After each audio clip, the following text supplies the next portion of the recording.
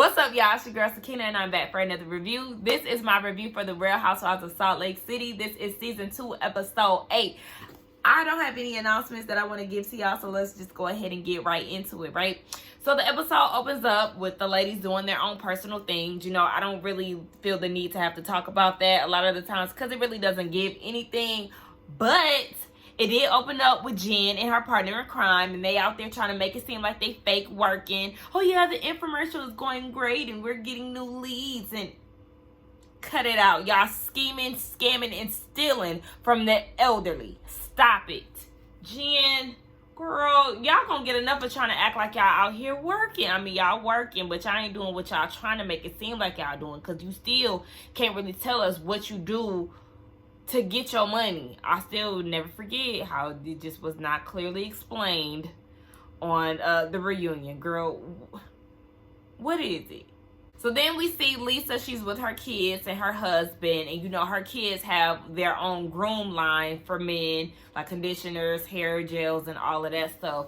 So they're still working on that. They're actually, I don't know if this is like a launching or something, but I think that's what it is. So they're doing a launch party, and they're supposed to be working with a charity, and the charity of choice is a foster care charity because their dad John was adopted, so they feel like this is something very near and dear to their hearts.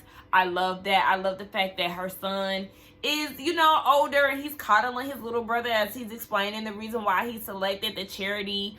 I like all of that. That was very sweet. Y'all know how I love to see, you know, the family dynamic. So shout out to the Barlows. I was about to say the Borderlands. Honey, this is not Queen Sugar. So the blondes meet up with Mary, and they're getting ready to have some ceviche. And Mary says that she doesn't want her fish raw. She prefers it to be cooked. In her confessional, she said that she doesn't like to eat raw fish. Not just because she wants cooked fish to be consumed. It's because she doesn't want to consume the raw fish and it comes back alive and form families inside of her. Girl, what? Mary, huh? It's dead. The head is cut off and everything. I don't think it's gonna come back alive and start a new family inside of you, ma'am. But all right, if that's your theory, girl, we're just gonna let you have it.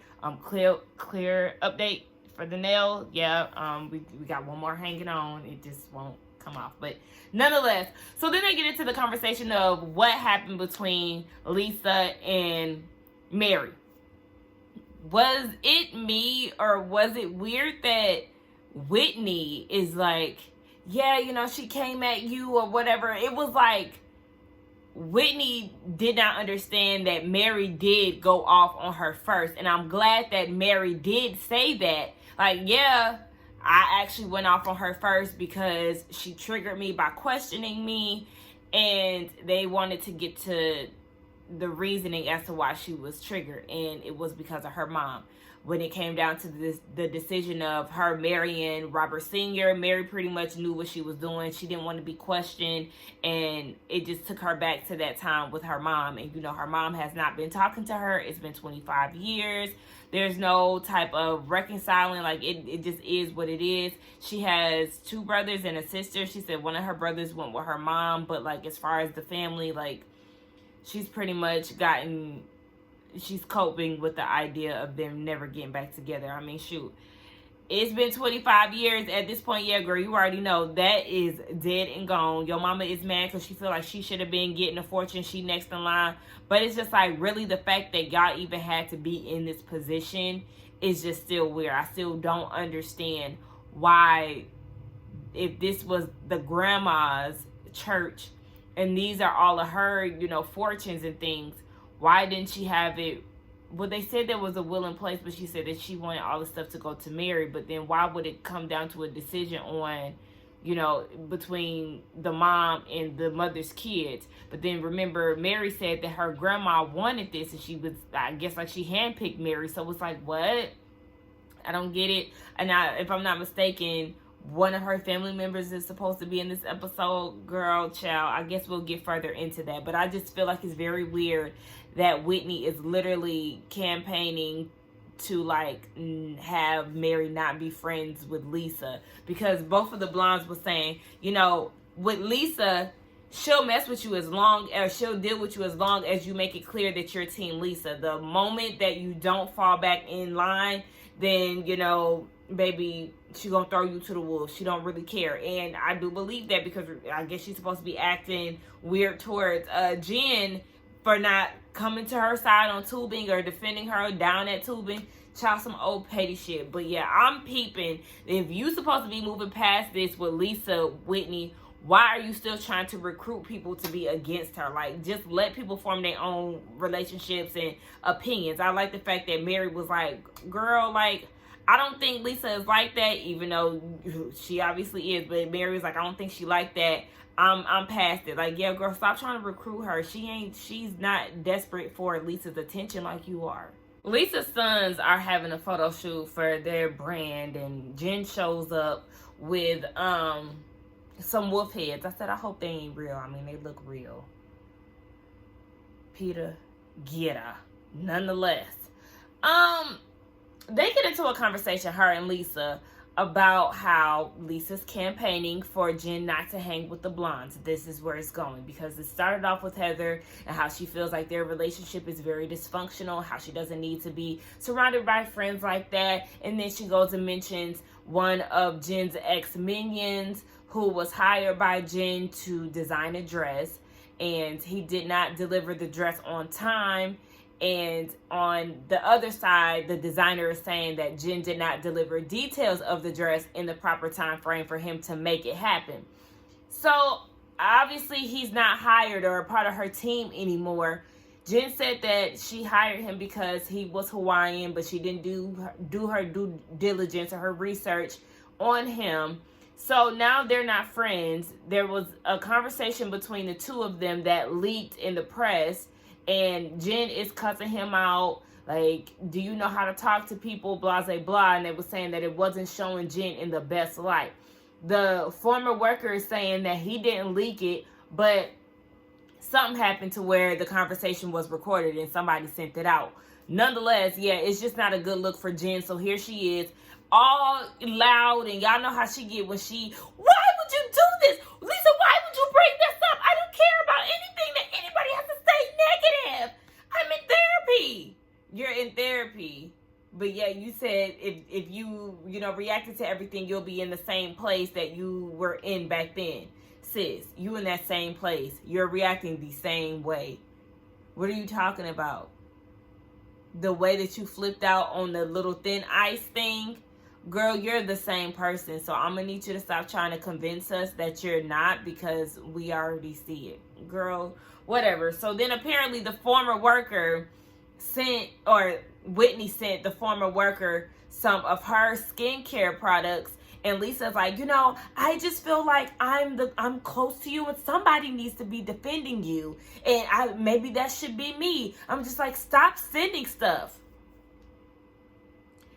Let's be real. Whitney and Jen, they're like cordial right about now, but they're really not friends. But just like I just said, we know that Whitney is very prone to campaign to have somebody not be somebody else's friend. So maybe that's what she's doing here, trying to, start up a little crew of we hate Jen or something. Like, I don't know. I just feel like I'm starting to really see Whitney. Like, she has these good points or factors about her. But then she also has that side of her where it's just like, girl, like, oh, I feel like I'm saying like too much. But I was about to say it again. But shit, let me say it. But it's just like, girl, why are you trying so hard? It's giving high school antics. And Lisa was doing the same thing in the scene. And I'm going to need Whitney to stop doing it too, because it's really a turn off. Whitney and her brother, y'all 80s Blades Club. Girl, look. The 80s was like a really ugly era, and when I was younger, I really used to like want to be a part of the 80s, because y'all know I'm a 93 baby, okay? But yes, I used to want to be born in the 80s, or just like, have the 80s as my prime. And then the older I got, it was just like, nah, I just really connected more with the 70s. Like, I just love the 70s aesthetic, like.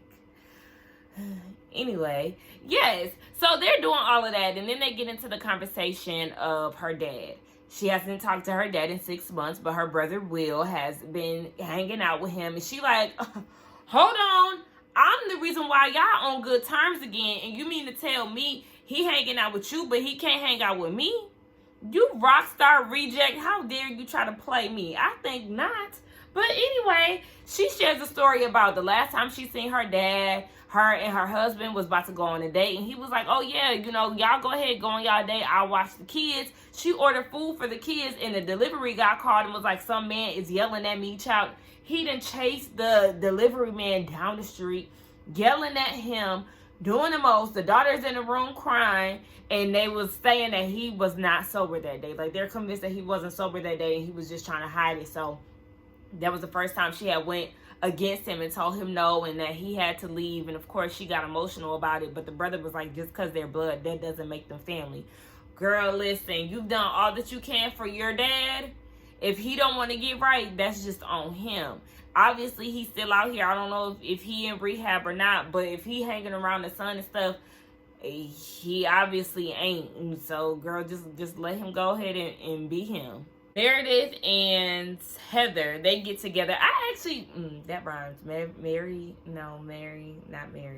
Meredith and Heather, they got together. And I actually do like seeing them together. It's like an odd pair, but I feel like Heather and her, you know, personality kind of brings a little more out of Meredith. So it was good to see. But they go out to dinner with their daughters and they have a conversation about college. And I think that this is something good for Heather's daughter, because we know she is very sheltered. She comes from the Mormon community, whereas Meredith's daughter, she is a Jewish girl that experienced college in a whole different way, and I'm sure they had totally different upbringings on top of that. So they talk about, you know, the white Greek life and all of that. Yeah, she said she's going to join, and that's the best way to mingle and all of that. All right, so then Meredith said that she has a 7-bedroom house in Bell that is being rented out, and Brooks is busy. Her kids are gone. Seth is in Mississippi, and Heather is like, are you inviting me? Okay, let's party. What's up? Are you going to invite the girls? Yes, she's going to invite everybody, but she is skeptical about Jen. Just because she apologized to Brooks does not mean that she is allowed to be back in Meredith's life. And I do not blame you, because you got to tread real lightly with that when she's liable to do something again. So Jen comes over to him. Jen and Hen. Girl, what is wrong with me? What? Why can't I get people's names right today? So Jen goes over to Heather's house and she's bearing gifts, child. She done brought a whole bunch, a plethora of sex toys over to Heather's house because she knows she ain't getting it in with nobody right now. Her love life is a little dry. Girl, tell me about it. But anyway, she was saying that no, they was actually playing the little game with the peen on the head, and they was tossing the rings, and you had to catch it with the peen. Oh. Heather was like, I mean, who gonna be doing all of this playing toss the ring on the peen as an icebreaker? That's why she my favorite, because she's motherfucking baby. Y'all, I feel like I'm kind of drunk, but I'm not. I think it's probably because, like, I'm sleepy. You know, when you're sleepy, you kind of feel a little out of it. That's me right now. But nonetheless, they get into the conversation of Vail, Colorado, and she invited Jen to come. She's the co-host, and it's really Meredith's thing. So Jen is like, okay, I'm gonna come, but I do kind of want to figure out why it's Heather that's inviting me and not Meredith. So yeah, sign me up so I can go ask her what's going on. Girl, you talked about her son. That was enough. Like, yeah, forgive but never forget. That's what that was. So speaking of people who have a tendency to forget people, remember Lisa said that she'll forgive and she'll also forget you. Yeah, so Lisa, she mentioned the whole, who was that who brought that up? Jen brought up Lisa bringing up the guy who gave Whitney the products and all of that. And Heather is like, well, I don't think that she gives stuff away for free, but yeah, I didn't know anything about that. However, why was Heather or Lisa coming to you talking about Whitney as if she's being a shitty friend to you? And she was like, speaking of that, because Jen was like, yeah, that's exactly what she was doing. So Heather's like, speaking of that, did you know about the Fresh Wolf event that you wasn't invited to? I wasn't invited either, but yeah, your friend is having a party and you don't even know, you wasn't invited. And Whitney is the one who told Heather that, because Whitney was invited along with Meredith, but she didn't show up because she wasn't feeling good. So it's like, yeah, Heather. I mean, not Heather. Child, get the names right. Yeah, Lisa, you got so much to say. But remember, this is Auntie Jen. Well, shit, Jen did give herself that name. I did not hear them kids calling her Auntie Jen. So, girl, that's just on you. And plus, the kids, according to Lisa, which we know is known to be a liar, she said that the kids is the ones that picked out this list. So, I guess you just didn't make the cut. So then they feel like, why is Lisa trying to get Jen and Whitney to be at odds, but yet you're inviting Whitney to your event over Jen? Like, what are you doing? And Heather was like, this is just a plot and a scheme. She is on her elementary schoolyard bullshit. I'm like, I mean, for imaginary beef that's going on. And I mean, y'all already know how Lisa get down, but at the same time, y'all also play the same elementary game and trying to get people not to be friends with people because y'all ain't really cool with them. So it's like, yeah, I'm gonna need y'all to take accountability of your elementary ways as well. And Jen is like, okay, so what is the charity event about? And it's about foster kids, and Jen is offended because her aunt has adopted 2 kids out of foster care, and Lisa knows this, and she's tired of people that she trusts screwing her over. Well, the elderly trusted you and you scammed them out of their money. So, yeah, girl, fuck out of here. What is up with Lisa and like these random pop-ups with people? Now, her friend who was in the background when they was doing the photo shoot with the kids and how Jen came and she was overreacting and stuff, the friend is like, so did you recover? Mind you, she looks like that man. She kind of looks like Joe from HGTV, Chip and Joe. She looks like if Joe... And what's that other guy's name? Like Marilyn, damn, what's that man's name? I'm going to have to look him up. Y'all know who I'm talking about.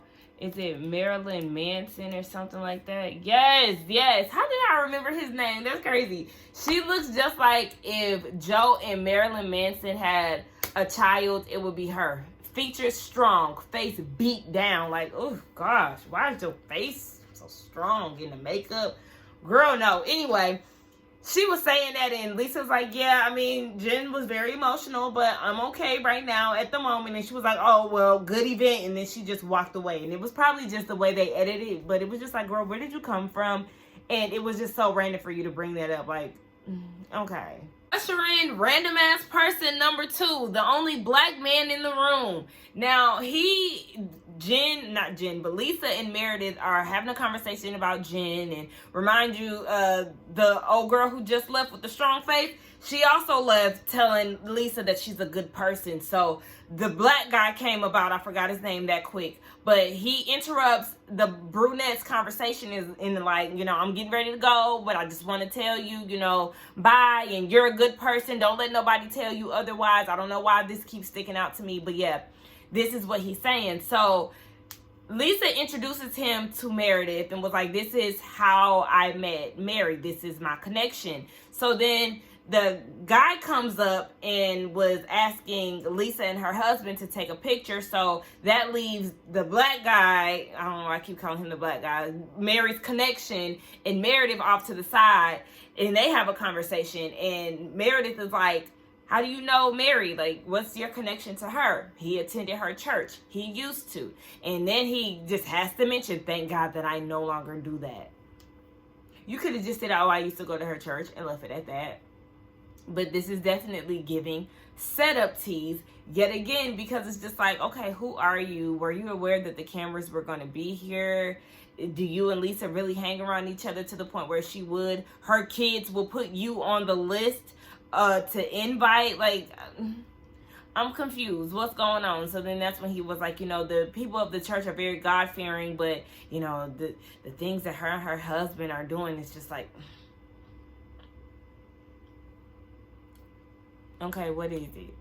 So then he goes and, typical nigga shit. They want to try to drop a little hint.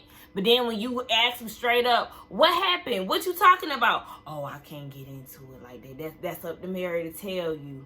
Because here he go. The conversation was going the whole time. We used to be very, very, very close. But I'm just going to say, You know, you went to the church one time. Yeah, you keep going and you're gonna find out. Yeah.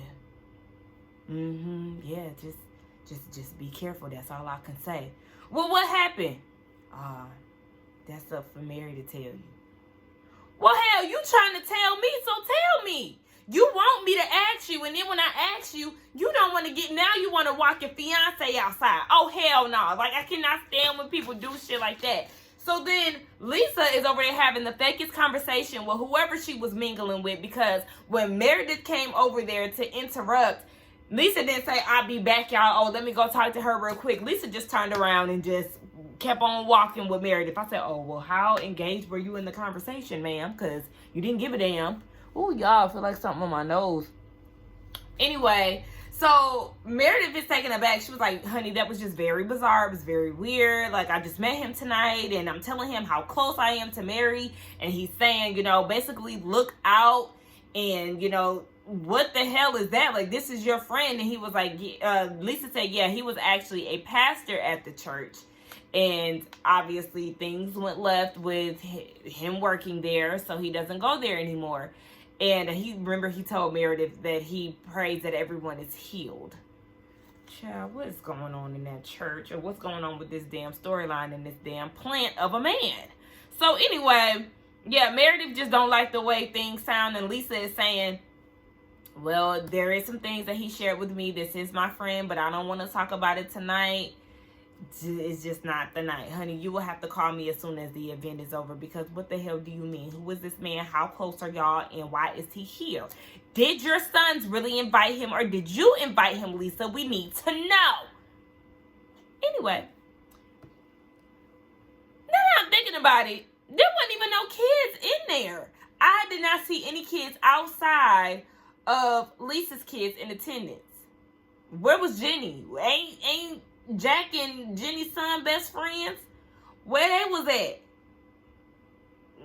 They just for foster kids. Not saying it like this, but this is obviously a kids event. This is for foster kids, and on top of that, this is your kids' business. Where are their friends? Why is all your friends here? So yeah, at this point, I am side-eyeing you. Why you ain't invite Jen? Why you ain't? You know, I don't know. It's just giving weird. It's giving very weird. And what the hell did Brooks have on? He had on like 2 big puffer jackets.